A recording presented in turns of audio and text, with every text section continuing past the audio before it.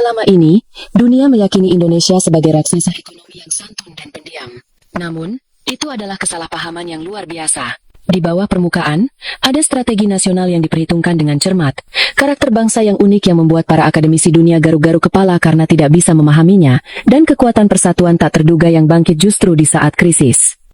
Sekilas jika seorang atau pakar tidak mengenal Indonesia, termasuk kelompok Barat dan Timur Tengah serta China, demikian pula Rusia, jika tak mengenal Indonesia, maka celakalah dia. Karena Indonesia memiliki prinsip yang tentu saja dia tak bisa diintervensi oleh negara manapun. Karena itu, saudara, mari kita ikuti secara seksama. Karena Indonesia tak bisa diremehkan oleh negara manapun di dunia. Ia memiliki prinsip dan sikap.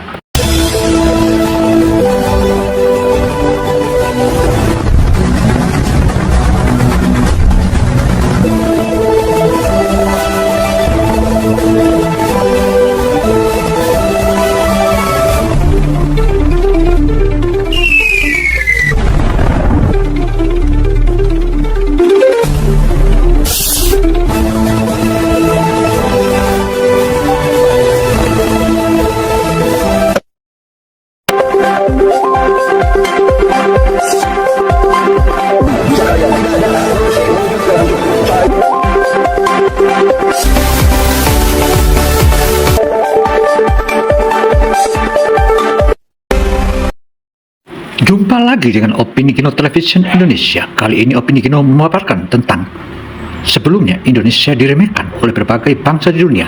Tetapi belakangan ini mereka sudah ketahui bahwa Indonesia bukanlah negara yang disepelekan. Dan Indonesia memiliki sikap, dan tentu saja seluruh negara segan dengan Indonesia karena dia adalah raksasa yang akan muncul dan timbul. Seorang jurnalis asing pernah berkata dengan suara bergetar, "Orang Indonesia adalah bangsa paling gila dan paling menakutkan di dunia." Mengapa kini negara-negara adidaya dunia berkeringat dingin di hadapan negara kepulauan yang luas ini? Saat Anda mengetahui kebenaran yang mengejutkan ini, pandangan umum Anda tentang Indonesia akan terbalik 180 derajat.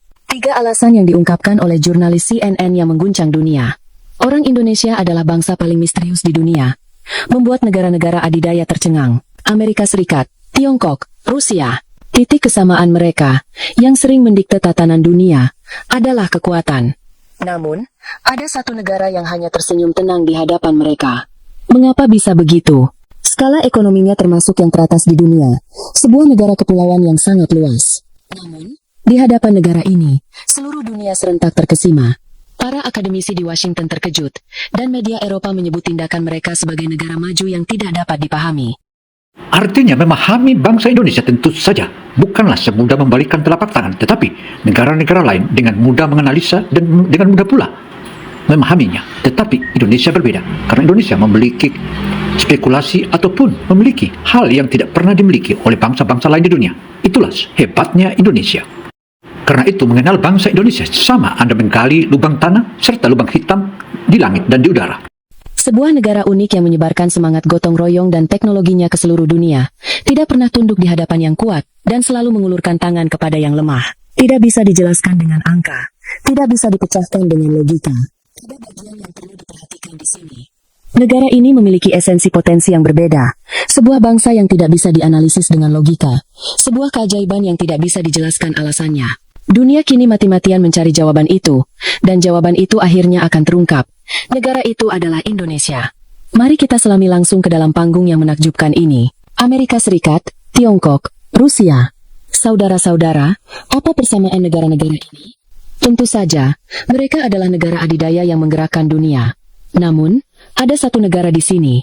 Sebuah negara yang alih-alih merasa terintimidasi, justru tersenyum santai di hadapan para raksasa ini. Yang lebih mengejutkan lagi, negara kepulauan ini berani menyuarakan pendapatnya kepada negara adidaya dan menghormati janjinya dengan kata integritas. Bisakah Anda mempercayainya? Ada satu negara yang meruntuhkan semua teori yang pernah saya pelajari. Orang-orang yang berhasil melakukan hal yang tidak bisa dicapai oleh negara manapun di dunia. Saya ingin menceritakan bagaimana mereka menempuh jalan itu. Sekarang saya sedang duduk di kantor saya di jantung kota Jakarta. Di luar jendela, gemerlap lampu malam Jakarta terhampar. Dan di atas meja saya, tumpukan dokumen yang telah saya kumpulkan selama bertahun-tahun menumpuk tinggi. Sebagai koresponden khusus analisis strategis Asia untuk The New York Times, saya awalnya tertarik pada Tiongkok, lalu menghabiskan 2 tahun di Korea Selatan, sebelum akhirnya tiba di Indonesia. Saudara, peneliti yang telah dipaparkan tersebut tentu saja bukanlah peneliti biasa. Dia begitu mengamati hingga menghitung seperti apa Indonesia dan berbagai negara yang sudah dilewatinya, tetapi Indonesia lain adanya. Karena itu dia mengambil sikap. Sikapnya tentu saja akan kita pahami dan ikut hingga akhir agar tak gagal paham. Waktu berlalu begitu cepat. Awalnya saya berencana meliput sebentar lalu pergi, tetapi saya tidak pernah menyangka akan menghabiskan waktu terlama dalam hidup saya di sini. Malam ini, saya sampai pada satu kesimpulan. Orang Indonesia adalah bangsa paling misterius di dunia. Negara ini sama sekali tidak bisa dijelaskan dengan teori politik internasional yang saya pelajari di Harvard. Buku teks mengajarkan bahwa negara kepulauan besar yang diapit oleh negara-negara adidaya harus memilih salah satu pihak atau hidup tenang dengan menjaga netralitas untuk bertahan hidup. Namun, Indonesia berbeda. Di hadapan Amerika, Tiongkok, maupun Rusia, mereka sama sekali tidak gentar. Saya terkejut saat pertama kali mengetahui cara orang Indonesia berinteraksi dengan negara adidaya. Saat saya tahu bahwa mereka bernegosiasi setara dengan Amerika dan bersikap tegas terhadap Tiongkok, saya tidak percaya dengan telinga saya. Namun, yang lebih mengejutkan adalah hal berikutnya.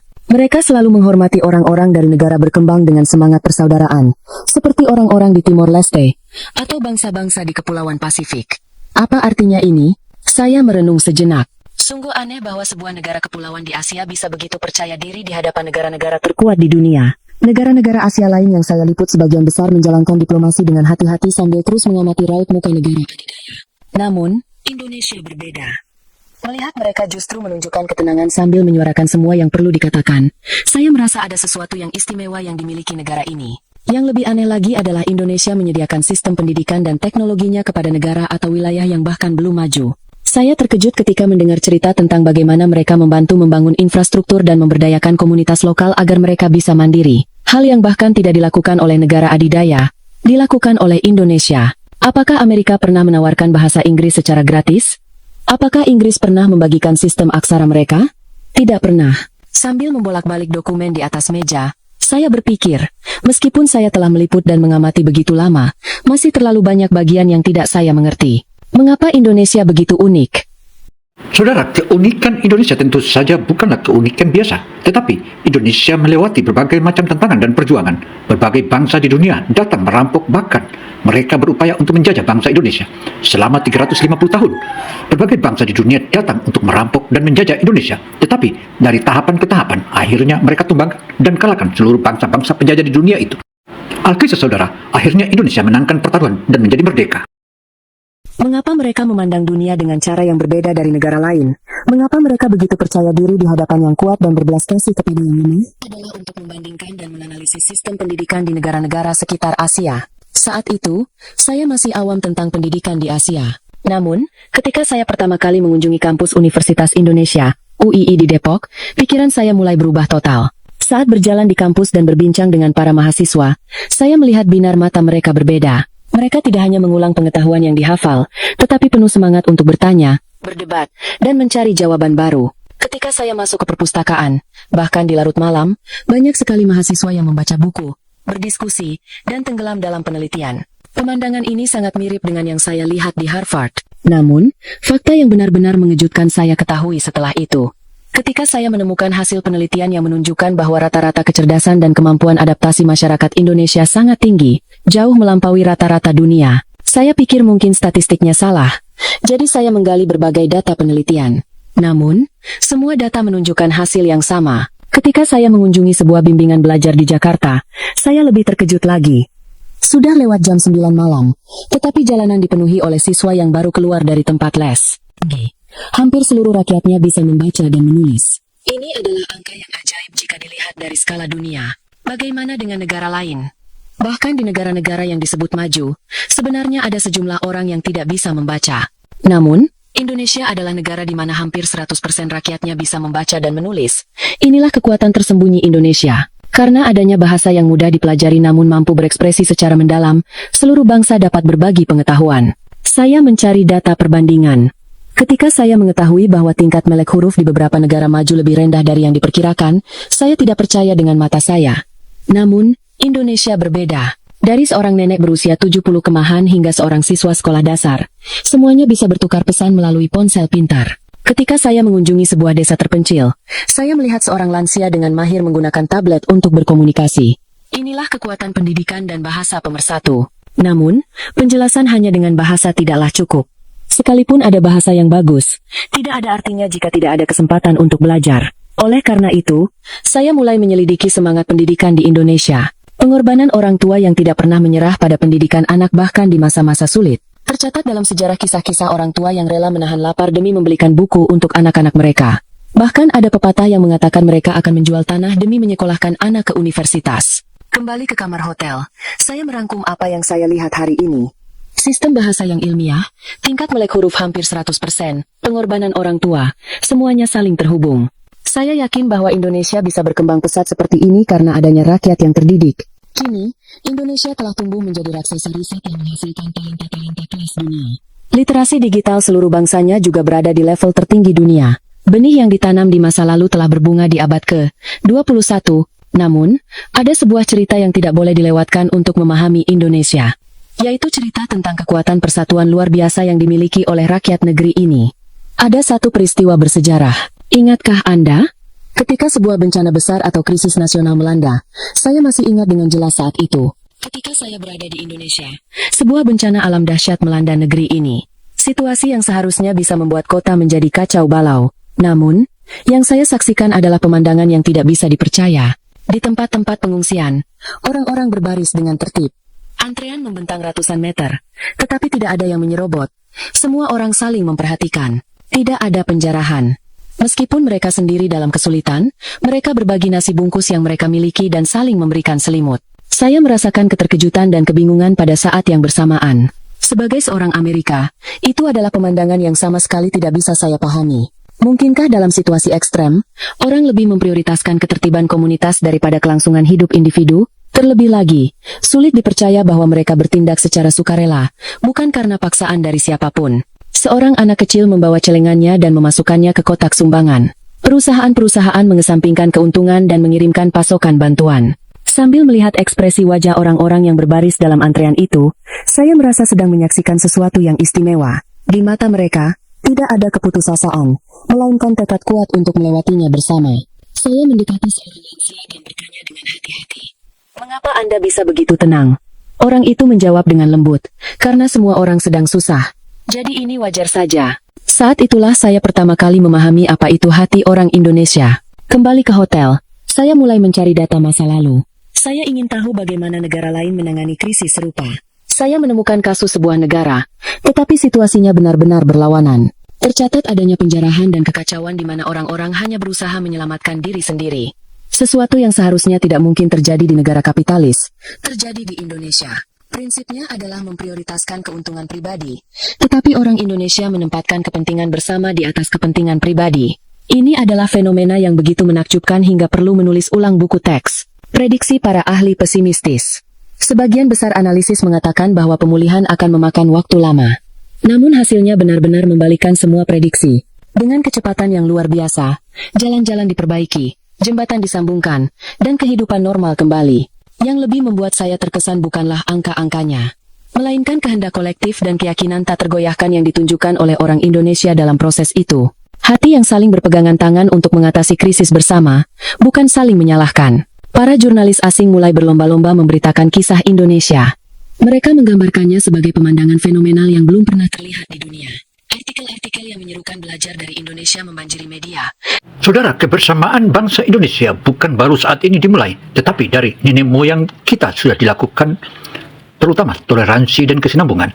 Dan itulah yang dianut oleh seluruh anak bangsa Indonesia. Karena itu, belakangan ini disebut gotong royong. Gotong royong itu adalah merupakan sikap bangsa Indonesia yang saling menjaring dan saling membantu. Dan pemerintah berbagai negara mulai mempelajari kasus Indonesia. Hingga kini, hal itu masih menjadi misteri bagi saya. Apa yang membuat orang Indonesia bertindak seperti itu? Teori yang saya pelajari di Harvard tidak bisa menjelaskannya. Sebagai agen ekonomi yang rasional, mereka seharusnya berusaha melindungi aset mereka sendiri, tetapi orang Indonesia bergerak sebaliknya. Duduk di depan meja, saya mengeluarkan lagi foto-foto dari masa itu. Orang-orang yang berbaris tertib, para relawan yang membersihkan puing-puing. Setiap kali saya melihat foto-foto ini, saya merinding. Ini bukan sekadar pemulihan. Ini adalah peristiwa yang menunjukkan kekuatan tersembunyi sebuah bangsa. Saudara, kekuatan bangsa Indonesia memang sulit disampaikan ataupun dipaparkan atau dipahami oleh bangsa-bangsa lain. Tetapi, Kekuatan itu tumbuh dari dalam hati serta sanubari seluruh anak-anak bangsa Indonesia. Sejak zaman Majapahit hingga zaman belakangan ini, sikap dan sifat bantu-membantu dan toleransi dan berkesinambungan, itulah sikap seluruh anak bangsa Indonesia. Orang-orang yang menyingsingkan lengan baju demi komunitas saat kesulitan, semangat untuk rela berkorban secara pribadi dan mengatasi masalah bersama. Inilah senjata terbesar yang dimiliki Indonesia. Pengalaman ini menjadi batu loncatan yang membuat masyarakat Indonesia semakin kuat. Mereka mengubah krisis menjadi peluang untuk menjadi lebih solid, dan itu menjadi kekuatan pendorong yang membuat mereka menjulang sebagai raksasa ekonomi dunia saat ini. Orang Indonesia memiliki kekuatan mental unik yang justru bersinar lebih terang di tengah kesulitan. Saya merangkum pemikiran hari ini di buku catatan. Ketertiban, partisipasi sukarela, kekuatan persatuan, perbedaan dengan negara lain, semuanya saling terhubung. Saya yakin bahwa untuk memahami negara bernama Indonesia, kita harus memahami semangat ini. Inilah bukti sempurna yang menunjukkan kekuatan tersembunyi orang Indonesia. Memasuki era 2000 kamaan, angin perubahan lain mulai berhembus di Indonesia. Saya ditugaskan untuk meliput sebuah kawasan startup teknologi di Jakarta. Kantor pusat The New York Times meminta saya menulis artikel tentang revolusi digital di Asia, dan secara alami saya menuju Indonesia. Sambil berjalan di jalanan, saya teringat bukan pada kata-kata yang sering digunakan orang Indonesia, melainkan pada sebuah pola perilaku, gotong royong, kecepatan, dan ketelitian. Awalnya, saya pikir orang Indonesia itu santai dan lambat. Namun, setelah melihat langsung situasi di Jakarta, pandangan saya mulai berubah total. Ketika saya memasuki sebuah aula pameran besar, pemandangan yang terhampar di depan mata saya adalah kebenaran yang mengejutkan. Infrastruktur telekomunikasi dengan kecepatan tertinggi di dunia sudah terpasang di seluruh negeri. Fakta yang saya ketahui setelah berbicara dengan para teknisi bahkan lebih mengejutkan. Ini bukanlah sesuatu yang baru dibangun, melainkan hasil dari persiapan sistematis yang telah dilakukan bertahun-tahun sebelumnya. Amerika juga membangun internet, tetapi dalam hal stabilitas dan tingkat penetrasi, tidak bisa dibandingkan dengan Indonesia. Negara-negara maju di Eropa juga demikian.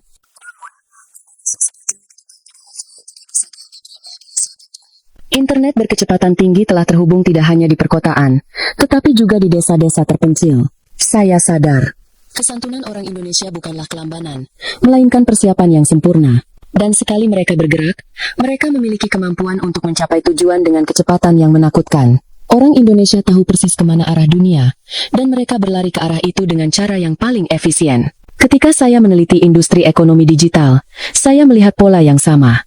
Waktu yang dibutuhkan Indonesia untuk menjadi pemain utama regional adalah kecepatan yang tidak bisa dibayangkan oleh negara lain. Pembangunan kereta cepat pertama di Asia Tenggara juga diselesaikan oleh Indonesia. Namun, ada rahasia tersembunyi lainnya. Fakta bahwa orang Indonesia tidak hanya bekerja keras, tetapi juga menikmati hidup dengan sepenuh hati. Setelah pekerjaan selesai, mereka berkumpul di warung kopi atau restoran, mengobrol hangat dengan rekan kerja, dan melepaskan stres. Bekerja dengan baik, bermain dengan baik. Sebagai orang Amerika atau Eropa, totalitas energi itu berada pada level yang sulit dipahami. Suatu malam, ketika saya diundang ke sebuah acara kumpul-kumpul di Jakarta, saya mulai sedikit lebih memahami rahasia itu. Para profesional Indonesia bekerja lebih keras dari siapapun di siang hari, dan di malam hari mereka berubah menjadi orang yang sama sekali berbeda. Di acara itu, mereka melepaskan semua stres pekerjaan dan benar-benar bersenang-senang. Ketika saya melihat mereka lagi pada jam kerja keesokan paginya, saya terkejut. Meskipun semalam mereka berpesta, di pagi hari mereka sudah kembali menjadi yang paling cepat tenggelam dalam pekerjaan. Inilah kemampuan istimewa yang dimiliki orang Indonesia. Saat bekerja, fokus bekerja. Saat bermain, fokus bermain. Peralihan yang sempurna. Saya teringat seseorang pernah berkata dengan bercanda, orang Yahudi yang ulet pun terlihat malas jika dibandingkan dengan orang Indonesia. Awalnya saya pikir itu berlebihan, tetapi setelah tinggal di Indonesia, saya sadar itu sama sekali tidak berlebihan. Energi orang Indonesia melampaui imajinasi. Inilah alasan mengapa Indonesia menjadi pusat Asia saat ini. Mereka membangun infrastruktur kelas dunia, mencapai puncak dalam industri nikel dan digital, dan menjadi kekuatan budaya dengan pariwisata dan konten kreatifnya. Semua ini berkat ketekunan dan semangat mereka. Namun, yang lebih mengejutkan adalah orang Indonesia melakukan persiapan yang matang saat mencoba hal baru. Mereka tidak takut gagal, tetapi tidak sembrono. Saya berkali-kali menyaksikan bagaimana mereka menantang dengan perhitungan yang cermat. Perusahaan rintisan lahir, dan anak-anak muda terus mencoba hal-hal baru. Saya merasakan sensasi yang sama seperti saat meliput Silicon Valley di Amerika. Tidak, dalam beberapa hal, bahkan lebih dalam. Energi yang ulet untuk bangkit lagi setelah gagal, berlari lagi setelah jatuh, terasa di setiap sudut Jakarta. Kembali ke kamar hotel, saya merangkum apa yang saya lihat hari ini. infrastruktur terbaik dunia, pencapaian puncak dalam waktu singkat. Bekerja dan bermain dengan totalitas. Semuanya membentuk satu gambaran utuh. Saya sadar. Sikap hati-hati Indonesia bukanlah kelemahan, melainkan strategi. Orang Indonesia memahami lebih dalam dari siapapun kemana arah dunia, dan mereka memiliki kemampuan untuk mencapainya dengan cara yang paling pasti. Dan dalam proses itu, mereka berusaha menjaga keseimbangan antara pekerjaan dan kehidupan, menciptakan pertumbuhan yang berkelanjutan. Apa yang tampak seperti kontradiksi sebenarnya adalah harmoni yang sempurna. Hati-hati tetapi cepat, emosional tetapi strategis, kolektif tetapi memiliki warna individu. Karakteristik unik itulah yang membuat Indonesia menjadi negara paling dinamis di dunia. Saya memandang pemandangan malam Jakarta di luar jendela. Gedung-gedung pencakar langit yang menjulang, orang-orang yang bergerak tanpa henti. Saya yakin negara ini tidak akan pernah berhenti. Saya punya firasat bahwa selama energi istimewa yang dimiliki Indonesia terus berlanjut, akan banyak hal menakjubkan yang akan terjadi di masa depan. Di halaman terakhir buku catatan saya menulis satu baris. Kekuatan tersembunyi Indonesia adalah daya saing yang tidak bisa ditiru oleh siapapun. Selama 30 tahun karir sebagai koresponden, saya telah meliput begitu banyak tempat. Saya sering melihat pertemuan para pemimpin negara dan menyaksikan banyak momen bersejarah. Namun, kali ini benar-benar berbeda. Ketika saya pergi meliput KTT internasional yang diadakan di Bali, saya menyaksikan sesuatu yang tidak pernah saya bayangkan. Area sekitar tempat pertemuan dipenuhi oleh jurnalis dari seluruh dunia. Semua media berkumpul karena berita kedatangan Presiden Amerika. Saya berada di sana sebagai koresponden The New York Times. Sambil berbincang dengan rekan-rekan jurnalis di area pers, sebagian besar dari kami memperkirakan bahwa isu ekonomi dan perdagangan akan menjadi agenda utama. Negosiasi tarif atau masalah investasi akan menjadi topik utama diskusi. Namun, sesaat setelah pertemuan bilateral AS-Indonesia selesai, suasananya berubah total. Seorang jurnalis di sebelah saya buru-buru membuka laptopnya dengan ekspresi terkejut. Ketika saya bertanya ada apa, dia menunjukkan layarnya dengan ekspresi tidak percaya. Berita kilat muncul di media-media besar luar negeri. Isinya adalah bahwa Presiden Amerika telah membuat postingan di media sosialnya. Pengumuman bahwa AS menyetujui Indonesia untuk memiliki dan memproduksi bersama jet tempur generasi terbaru. Saya membeku di tempat. Saya bertanya-tanya apakah ini benar-benar nyata. Persetujuan kepemilikan dan produksi jet tempur siluman? Bisakah Anda mempercayainya? Saya melihat wajah jurnalis dari negara tetangga di sebelah saya menjadi pucat pasi. Dia buru-buru menelepon kantor pusatnya, meminta konfirmasi dengan suara panik. Kepala saya berputar dengan rumit. Perlu ada perubahan dalam perjanjian pertahanan. Bagaimana mungkin persetujuan ini keluar begitu tiba-tiba? Ini adalah sesuatu yang telah dicoba oleh pemerintahan sebelumnya tetapi semuanya gagal. Itu adalah area yang tidak akan pernah diizinkan oleh Amerika karena potensi pergeseran kekuatan regional. Saya membuka buku catatan liputan dan mulai mencatat dengan cepat. Informasi tambahan masuk bahwa Presiden Indonesia dalam pertemuan sehari sebelumnya telah meminta keputusan tegas agar bisa mendapatkan transfer teknologi penuh untuk program tersebut. Dan Presiden Amerika menjawab seketika. Meskipun itu adalah momen bersejarah di mana para pemimpin dunia berkumpul dengan latar belakang keindahan Bali, berita terbesarnya ada di tempat lain. Pertemuan ekonomi yang dikira menjadi agenda utama, ternyata keputusan terpentingnya adalah persetujuan jet tempur ini. Presiden Amerika menambahkan postingan lain. Isinya adalah bahwa Indonesia akan membangun jet tempur tersebut bekerja sama dengan industri pertahanan Amerika, dan industri Amerika akan mengalami kebangkitan yang gemilang.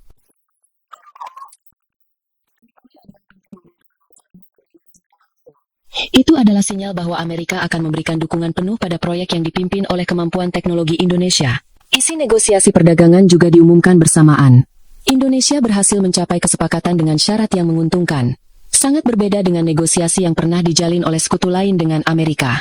Saya mencari data dan menemukan bahwa sebuah negara lain, meskipun berinvestasi besar-besaran, mendapatkan syarat memalukan di mana Amerika yang menentukan penggunaannya. Investasi dilakukan, tetapi keuntungannya diambil oleh Amerika, sebuah kontrak yang aneh.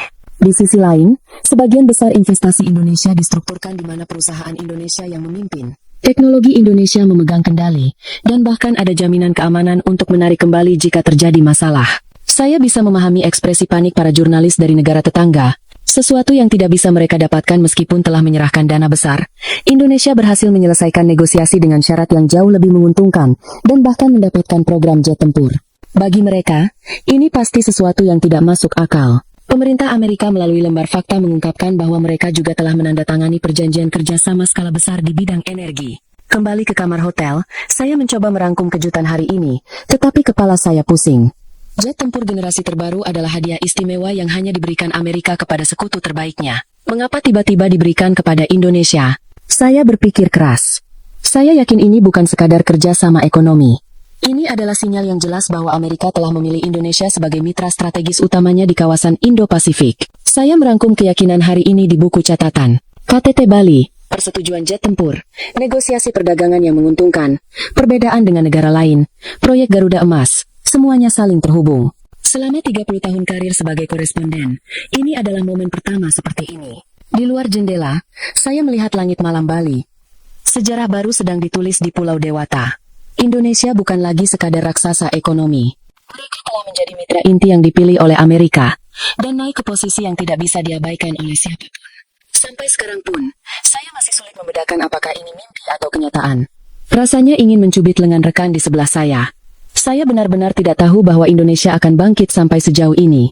Dibandingkan dengan saat pertama kali saya datang ke negara ini 30 tahun yang lalu, negara ini telah berubah total.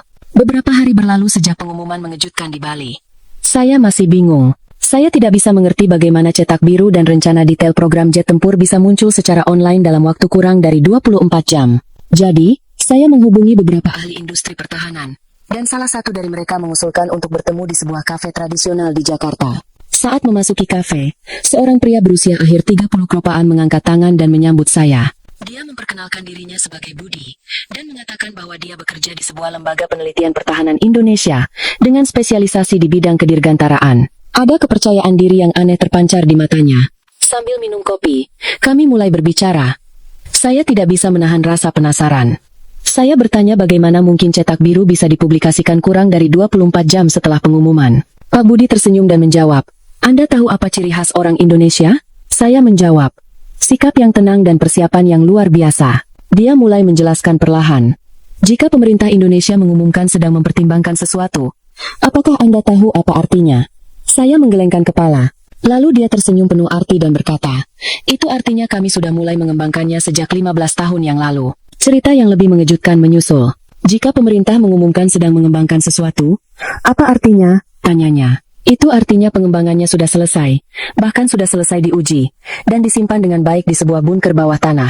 Saya terdiam. Saya bertanya lagi apakah itu benar-benar fakta. Pak Budi memberikan contoh masa lalu. Dia menceritakan tentang program pengembangan pesawat terbang. Ketika prototipan, 250 terbang dengan sukses, banyak orang mengatakan itu keberuntungan. Namun, itu adalah hasil dari simulasi dan persiapan yang tak terhitung jumlahnya. Dia mengeluarkan laptop dan menunjukkan data. Dia menceritakan tentang prototipe pesawat tempur yang sedang dikembangkan secara diam-diam. Ukuran dan spesifikasinya sangat cocok dengan platform generasi kelima. Seolah-olah seseorang datang dengan mesin waktu dan membisikkannya terlebih dahulu. Begitulah penjelasannya.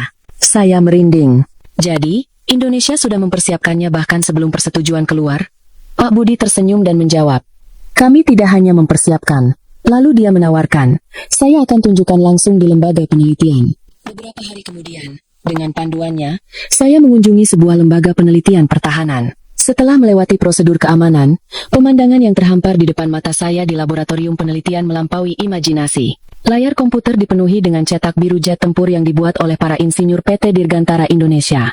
Pak Budi menjelaskan, semua simulasi sudah selesai. Bahkan simulasi pembangunan pun sudah selesai. Dia menggunakan ungkapan tinggal mengencangkan satu baut lagi untuk selesai. Saya tidak bisa percaya. Mereka telah mempersiapkannya dengan begitu matang. Ketika layar beralih ke halaman berikutnya, muncullah teknologi material komposit siluman. Saudara, di era kepemimpinan Presiden Prabowo makin tajam penelitian-penelitian tersebut. Bahkan, dana untuk penelitian begitu melambung, tetapi itu sangat dirahasiakan. Hal ini bukanlah hal biasa, karena latar belakang Prabowo adalah keluarga akademik dan praktisi akademik. Dan itulah kehebatan Prabowo untuk menghadapi berbagai macam era di masa mendatang. Sudah dikembangkan dengan sempurna. Sistem avionik dan radar sudah siap, katanya. Potongan puzzle terakhir hanyalah mesin dan sistem persenjataan.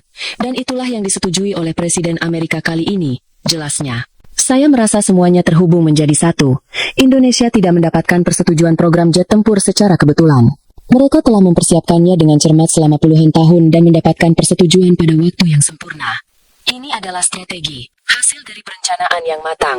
Pak Budi tersenyum dan berkata, "Anda tahu kami disebut apa? Koki terhebat di dunia. Kami menyiapkan semua bahan secara diam-diam. Dan begitu tamu datang, kami menyajikan hidangan terbaik." Dia menggambarkannya bukan sebagai serigala berbulu domba, tetapi sebagai harimau yang menyembunyikan kukunya. Saya mengerti. Indonesia telah mempersiapkan diri dengan tenang dan menunggu saat yang tepat. Sementara dunia meremehkan Indonesia, mereka diam-diam mengembangkan teknologi dan membangun infrastruktur. Dan ketika saat yang sempurna tiba, mereka mengeluarkan semua kartu mereka. Kembali ke kafe, sambil meminum kopi terakhir, saya bertanya, apa yang akan terjadi selanjutnya? Pak Budi memasang ekspresi penuh arti dan berkata, untuk membangun jet tempur, diperlukan teknologi canggih. Dan untuk mendapatkan teknologi itu, diperlukan kepercayaan. Lalu dia memberikan sebuah analogi yang menarik. Di perpustakaan, dua orang tidak sengaja bertabrakan. Buku-buku jatuh, lalu saling membantu memungut. Tangan mereka bersentuhan. Karena merasa tidak enak, mereka minum kopi bersama. Suasananya baik, jadi mereka lanjut minum-minum. Kebetulan hari itu hujan dan bus terakhir sudah lewat. Apa yang akan terjadi malam itu? Seperti itulah, sejarah terkadang ditulis secara dramatis. Saya tahu persis apa yang dia maksud. Langkah dari penggunaan damai menjadi penguatan pertahanan sebenarnya hanya setipis kertas. Hanya perlu mengubah sedikit saklarnya. Begitulah penjelasannya. Kembali ke kamar hotel, saya merangkum semua yang saya lihat hari ini. Publikasi cetak biru dalam 24 jam, persiapan sejak 15 tahun lalu, kecerdasan seperti mesin waktu, persiapan di bunker bawah tanah, harimau yang menyembunyikan kukunya. Saudara, kinerja bangsa Indonesia, terutama kalangan akademik dan akademisi, merupakan salah satu langkah konkret yang tak bisa ditawar-tawar oleh siapapun. Karena itu, pengembangan dan penelitian terus dijalankan. Demikian pula, pemerintahan Presiden Prabowo begitu sangat memperhatikan para pakar-pakar peneliti untuk menetralisir bagaimana menghadapi berbagai bangsa di dunia. Semuanya membentuk gambaran yang sempurna. Saya sadar, senjata sejati Indonesia bukanlah teknologi canggih, melainkan kesiapan ini, kemampuan untuk merencanakan secara matang, melaksanakan dengan tenang, dan menunggu waktu yang sempurna. Baik saat krisis 30 tahun yang lalu, maupun persetujuan jet tempur kali ini. Di luar jendela, saya melihat langit malam Jakarta. Saya berpikir bahwa 1000 tahun yang lalu, ketika para kesatria Majapahit mempertahankan tanah ini, mereka pasti juga melindungi negara dengan strategi yang cermat seperti ini. DNA itu terus berlanjut hingga kini dan membentuk Indonesia modern. Di halaman terakhir buku catatan saya menulis satu baris. Jangan pernah meremehkan Indonesia. Itu lagi. Seperti malam di mana hujan turun dan bus terakhir sudah lewat, sejarah bisa ditulis secara dramatis. Saya mengerti apa yang dia maksud. Perjalanan 1000 mil dimulai dengan satu langkah. Tetapi saya pikir Indonesia sudah menempuh 900 mil, hanya tersisa 100 mil lagi. Setelah berpisah, saya berjalan sendirian di tepi sungai di Jakarta. Udara malam terasa sejuk. Sambil memandangi sungai, saya merenungkan 30 tahun terakhir. Saya teringat masa krisis ekonomi di masa lalu. Kekuatan persatuan yang belum pernah terlihat di dunia. Saya berpikir, bahkan saat itu pun Indonesia sudah siap. Semuanya adalah sebuah pola. Mengatasi krisis dengan persatuan dan kesiapan, teknologi dengan ketekunan dan ketelitian, dan persetujuan jet tempur kali ini adalah puncak dari segalanya. Saudara, jika kita membicarakan tentang jet tempur Indonesia yang kini tengah dikembangkan, tentu saja tak ada siapapun yang mengenal tentang hal itu atau yang mengetahui tentang hal itu. Tetapi seluruh anak-anak bangsa begitu merahasiakannya hingga ke depan akan muncul fighter yang tidak bisa ditandingi oleh pesawat jet tempur lainnya. Indonesia akan terus kokoh dan terus maju. Terus maju seiring perkembangan zaman modern dewasa ini. Apa yang tampak seperti kontradiksi sebenarnya bukanlah kontradiksi, melainkan keseimbangan. Hati-hati tetapi siap, emosional tetapi strategis, individualistis tetapi bersatu dalam krisis. Apa tujuan Indonesia selanjutnya? Luar angkasa atau keajaiban lain? Negara ini adalah negara yang mengubah yang tidak mungkin menjadi mungkin. Zaman di mana dunia belajar dari Indonesia telah tiba. Sampai sekarang pun, saya masih sulit membedakan apakah ini mimpi atau kenyataan. Rasanya ingin mencubit lengan teman di sebelah saya. Saya berharap hati pemimpin yang teguh tidak berubah dan proyek jet tempur pertama Indonesia berjalan lancar. Seperti hari itu, malam di mana hujan turun dan bus terakhir sudah lewat, semoga sejarah Indonesia selanjutnya ditulis secara dramatis. Demikianlah paparan opini Gino Television Indonesia. Semoga informasi yang kami berikan ini memberi dampak manfaat bagi kita semua. Karena ini merupakan salah satu motivasi agar seluruh anak-anak bangsa tidak memandang rendah dirinya. Indonesia adalah negara yang kokoh dan kuat. Tak bisa diremehkan oleh berbagai bangsa, termasuk negara-negara adidaya manapun. Indonesia akan terus berdiri kokoh. Maju terus bangsaku, maju terus negaraku. Indonesia jaya selalu. Sampai jumpa pada episode berikutnya.